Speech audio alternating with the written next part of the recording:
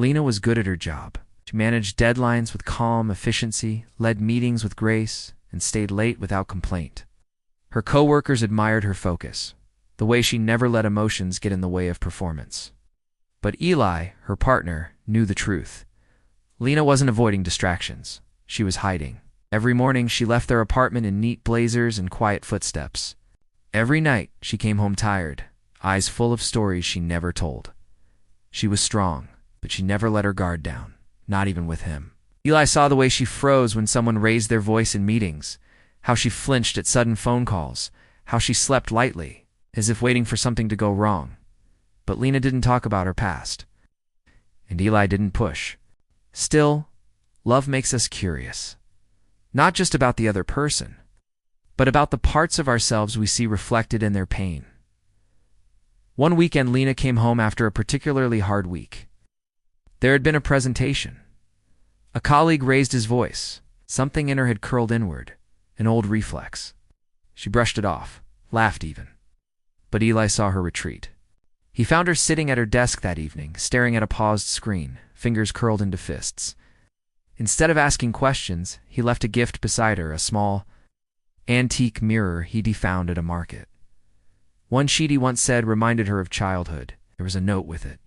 For when you're ready to look, not at what you show the world, but at what you've been carrying. Lena stared at it for a long time. That night, her dream changed.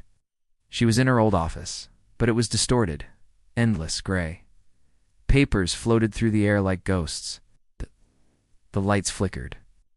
In the corner sat her child self, dressed in a tiny work blouse, typing nonsense with shaking fingers. And in the doorway stood another version of her, older, darker eyes, crossed, unblinking, her shadow. "You're still performing," the shadow said. "Still proving you're okay. Still pretending you left it all behind." Lena tried to speak, but her throat felt tight. The child sobbed at her desk, invisible to everyone. "I was trying to survive," Lena whispered. "And you did," the shadow said. "But survival isn't the same as healing."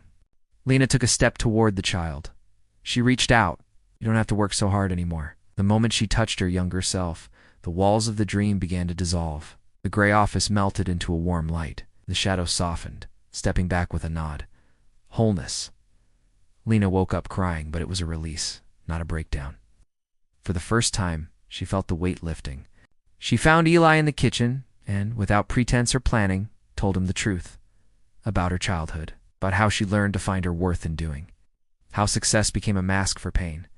Eli didn't interrupt. He just listened. "You've been carrying so much," he said quietly. "You don't have to do it alone anymore." Later that week, Lena did something she hadn't done in years. She took a day off work. No excuse, no fake appointment, just time. For herself. She and Eli walked to the park. She held his hand, not as a shield, but as something real. She paused by a small lake, where the sky reflected softly across the surface. She looked at herself and smiled. Not the tight, professional smile she wore in boardrooms, but a real one. In the mirror between us, her voice would say, as the final scene lingers, "I saw a woman who didn't need to prove she was whole, because she already was." If this story touched you, consider giving it a like. And don't forget to subscribe for more stories about healing, love, and the quiet strength inside us all.